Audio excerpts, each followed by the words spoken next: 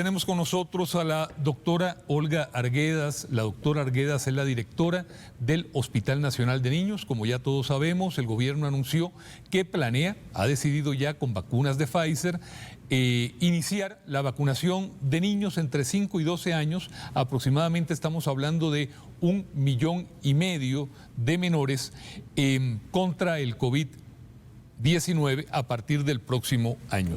Doctora Arguedas, gracias por acompañarnos. Buenas tardes. Buenas tardes, muchas gracias. Es un gusto estar aquí. El gusto es nuestro, doctora. Doña Olga, la primera pregunta: ¿por qué se debe vacunar a esta población de 5 a 12 años? Don Ignacio, 6 razones. La primera de ellas es un incremento dramático en el número de casos pediátricos por COVID-19 en este año 2021. Fíjese que nosotros aquí en el Hospital de Niños, en nuestra estadística de hospitalizaciones, tenemos más del doble de los casos ahorita a septiembre 2021 que los que tuvimos en todo el año 2020. Cuando nos concentramos en las hospitalizaciones de niños graves en la unidad de cuidado intensivo, tenemos más del triple de hospitalizaciones en cuidado intensivo que las que tuvimos en el año precedente.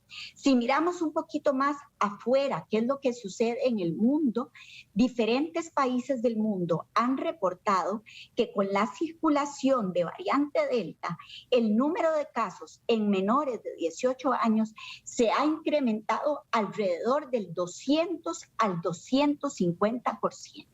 Primera razón.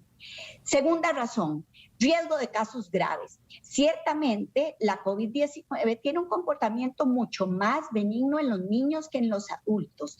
El 90% de los niños hacen una enfermedad leve a moderada. Sin embargo, existe un 10% que hacen enfermedad grave, que requieren hospitalización, que pueden hacer complicaciones graves de las cuales podemos hablar después si hay tiempo, como el síndrome multiinflamatorio de la infancia, que pueden morirse y que pueden quedar también con secuelas atribuibles a la COVID-19.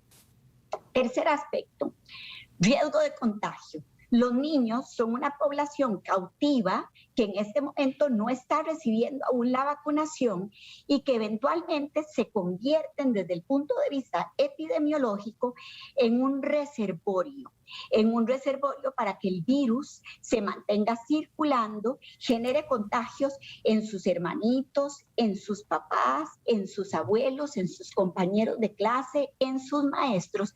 Estos contagios continuados generan mutaciones del virus y la aparición de variantes. Cuarto punto por el que queríamos vacunar a los niños, la normalización de las actividades escolares. Necesitamos que los niños vuelvan a las escuelas de una manera tranquila, sabiendo que van a tener continuidad del proceso escolar, porque usted y yo sabemos que de eso depende el futuro de cada niño en el mundo. Quinto punto. Queremos acercarnos a la inmunidad de rebaño y solo nos acercaremos en el momento en que incluyamos al grueso de la población dentro de los programas de vacunación. Y termino diciendo que la vacunación de niños es una excelente oportunidad en Costa Rica. ¿Por qué razón? Porque los padres costarricenses están muy bien educados en el tema de vacunología, son muy observantes en cumplir con el esquema de vacunas y yo estoy segura que van a acoger con mucho entusiasmo el vacunar a sus niños contra la COVID-19. Doctor Arguedas, ¿cuál información científica propiamente se tiene de vacunación contra el COVID en esa población entre 5 y 12 años? Ya algunos países comenzaron la vacunación de ese grupo. Sí, tal vez 2 hallazgos científicos relevantes. El primero, don Ignacio, en mayo de este año salió publicada ya la autorización para la aplicación de vacuna de RNA mensajero en la población de niños entre 12 y 18 años. Esto ha sido muy importante porque en nuestro país abrió al menos la opción de vacunar este grupo de edad en aquellos que tienen factores de riesgo. Sin embargo, hay una noticia muy nueva, recién salida del horno, que data del 20 de septiembre, en la cual la compañía productora de la vacuna reporta los datos del estudio pivote, en el cual muestra que la vacuna en la población entre los 5 y los 11 años es muy efectiva, tan efectiva como lo ha sido en otras poblaciones ya estudiadas, y muestra un alto índice de seguridad. Esto es muy esperanzador. Sin embargo, yo tengo que destacar que la prudencia científica indica que, bueno, estos son datos de la compañía, ahora estos datos deben ser revisados por pares, publicados en revistas científicas y también de manera paralela deben ser revisados y aceptados por agencias regulatorias estrictas, claro, como la FDA, la Agencia Europea de Medicamentos, la Agencia Japonesa, y luego de ello revisados y valorados por los comités de vacunación de los diferentes países. Eso es lo que la prudencia indica. En ese momento ya podremos decir al público que la vacuna es segura y efectiva para estos grupos de edad. Con la experiencia que ya usted tiene de este año y 6, 8 meses, usted lo adelantaba, doctor Arguedas, pero nos podría comentar en detalle cuáles son las complicaciones más frecuentes que se ven en los niños y en las niñas que sufren COVID-19.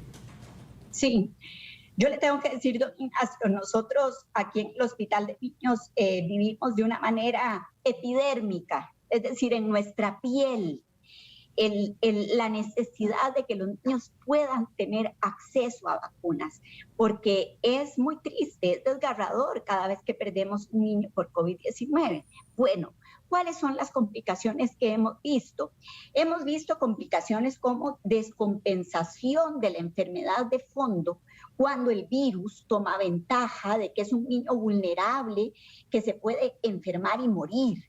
Y esto particularmente en algunas poblaciones como los niños que reciben quimioterapia por afecciones como leucemia o tumores sólidos, en niños que tienen cardiopatías congénitas, en niños con parálisis cerebral infantil, síndrome de Down, mielomeningocele y otra gran cantidad de condiciones. Entonces, esta es la primera condición que vemos, descompensaciones de una condición de fondo predisponente.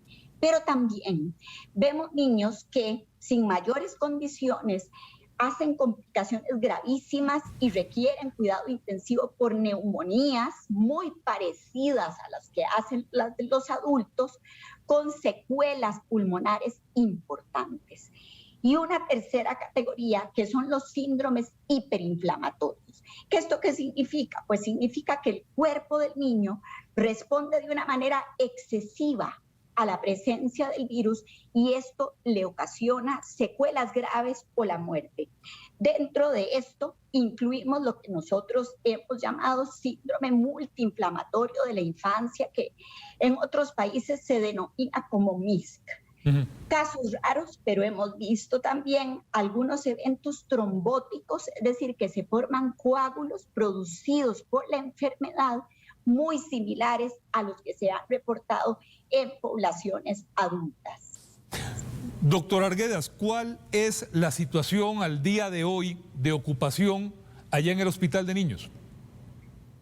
Quiero ampliarme un poquito en la respuesta, don Ignacio, si usted me lo permite. Por supuesto. Cortito. En el Hospital Nacional de Niños, en el 2021, cerramos el año con 103 niños hospitalizados por COVID, de los cuales solamente 15 requirieron la unidad de cuidado intensivo. ¿Qué quiere decir? Bueno, el año 2020 fue un año relativamente tranquilo desde el punto de vista pediátrico. Pero este año 2021, la COVID para los niños cambió de cara absolutamente. Y desde el mes de mayo Llevamos ya más de 260 niños que han requerido hospitalización por esta condición, de los cuales 56 han necesitado cuidado intensivo, 47 en total han tenido síndrome multiinflamatorio de la infancia que deja secuelas a posteriori en el corazón del niño. Y hemos tenido en el presente año 13 niños fallecidos por COVID, lo cual contrasta con 2, que fue el número con el que cerramos el año 2020. Esto le da a usted una idea de las dimensiones del problema. Ahora, ubiquémonos en el día de hoy. El día de hoy es un día estable en el hospital. Imagínese usted la estabilidad que representa tener 17 niños hospitalizados por COVID, 4 de los cuales están en cuidado intensivo. Pero a esto yo le tengo que agregar que tenemos un fenómeno paralelo, y son las hospitalizaciones de niños graves por virus respiratorio sincicial, de las cuales hoy tengo 45, de los cuales 12 están en la UCI. Y de estos niños que están en la UCI, hay 3 que tienen COVID y virus respiratorio sincicial. Es ciertamente un panorama complejo. Claro. Doctora Olga Arguedas, muchas gracias por su tiempo, nuestro sincero reconocimiento por el formidable trabajo de todos los funcionarios del Hospital Nacional de Niños, y estaremos muy pendientes de esta noticia que sería ya para el año entrante de la vacunación de niños entre 5 y 12 años. Nuestro agradecimiento y un fuerte abrazo, doctora Arguedas. Un abrazo, don Ignacio. Muchas gracias por la oportunidad. Gracias a usted, gracias a usted.